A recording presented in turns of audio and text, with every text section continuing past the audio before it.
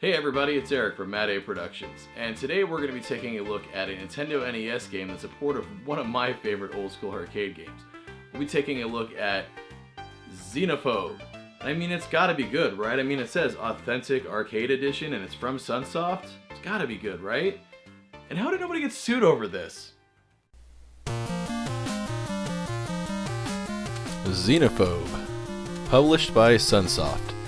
This game was originally released in 1987 in arcades and was developed by Bally Midway, and then it was ported in 1988 to the NES by Sunsoft.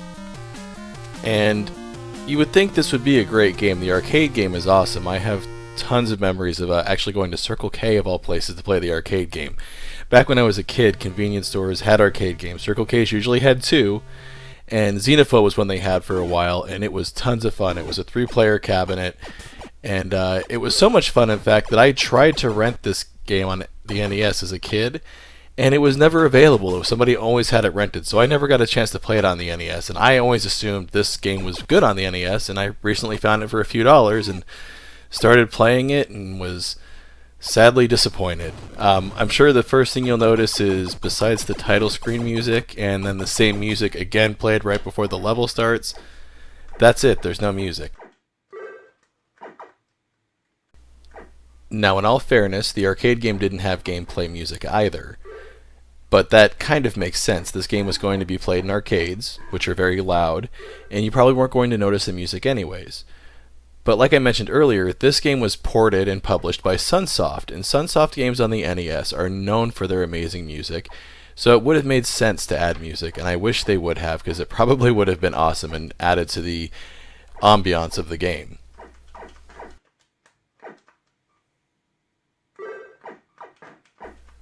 A common complaint with this game are that the controls suck, and I will admit they are clunky. The arcade game had a lot more buttons than this did, so the A button ends up doing double duty as your jump button and also your crouching button by pressing down with the A button, and also the button you use to pick up items. Honestly though, after playing for about half an hour, I got used to the controls and they weren't a problem anymore. Now, I mentioned picking up items earlier. There are several types of items, like the health items, which are anything that look like drugs from the game Narc. They look like little chemistry sets and test tubes and beakers and things. And then there are items that give you just points, which are called useful hardware at the end of the level, and those are things like floppy disks and knives and all kinds of weird things. And then there are guns that you can get. But here's the thing, for some reason in the NES game, it does not give weapon drops that often. I played this game for 45 minutes straight before I got my first weapon drop. And the first gun that you start with sucks. It makes the game really difficult. You'll notice throughout this review there are only 2 guns that you'll see, and that's the original gun and one other gun that I got while I was recording. Now, there are other guns like a lightning gun, which is a strong gun, and there's one other one, I think, which I forget what it is because, again, I did not get it while playing this, even though it's listed in the manual.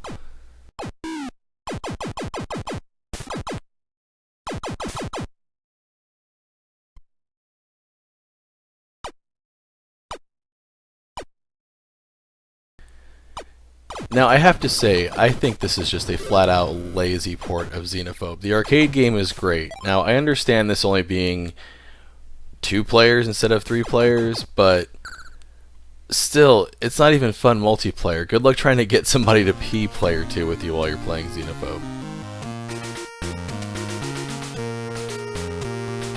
So the whole point of the game is to explore each of the 8 space stations and exterminate all the Xenos.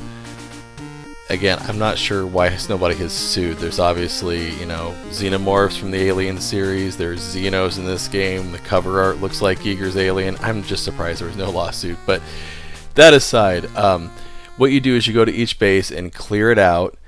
And it's weird because it says you cleared it, but there'll still be Xenos on screen, so that's hilarious. And then it adds up all the items that you picked up, and you get points, and you move on to the next base. Sounds easy enough, and actually once you get used to the controls and figure certain things out, it is pretty simple, and it's kind of boring and kind of repetitive.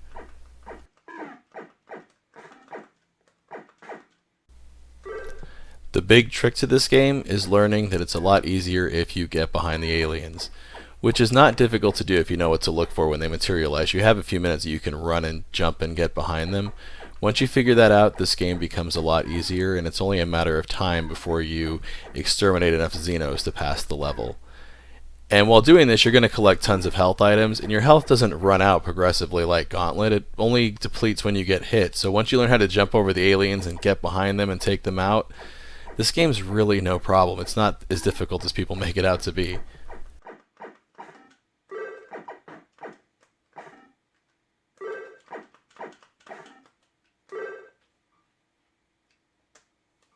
Now, this game not being as difficult as everyone makes it out to be is actually not a good thing either. It makes the game kind of boring. Like I mentioned earlier, there's 8 stations, and there's really not much incentive to explore once you figure out that it's not hard to kill the aliens and you never get any guns or anything via exploring, it seems like. So it's just boring. Once you get through the 8 stations, the game just loops. There's no ending screen, no nothing. I just feel like it's a very lazy port.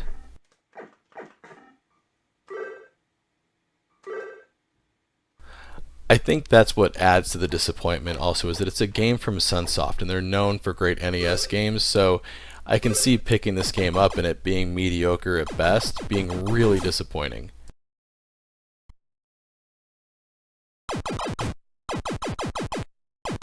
And that's really the best thing that can be said about this game, is that it's mediocre at best. Would I recommend picking it up? Honestly, no. The game's only worth about $5. I think I paid $4 for it. So it's cheap, but it's just not that great. It's not fun to play. So unless you're a completionist collector and you're trying to get a complete NES set, there's really no reason to get this game if you're only picking up games that you're going to play.